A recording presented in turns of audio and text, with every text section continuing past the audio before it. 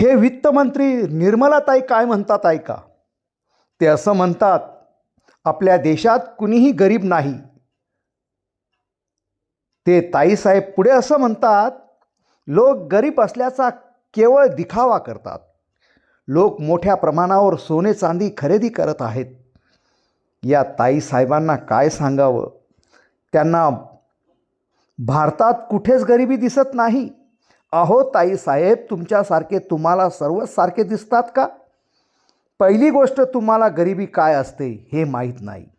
तुम्ही कधी तुमच्या पक्षाच्या निवडणुकीत प्रचाराला गेलाच नाहीत, गल्लोगल्ली फिरल्याच नाहीत, म्हणून तुम्हाला माहीतच नाही गरिबी काय असते.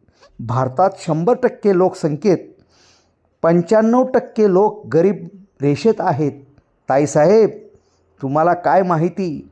म्हणून म्हणतो, हटा सावन की घटा.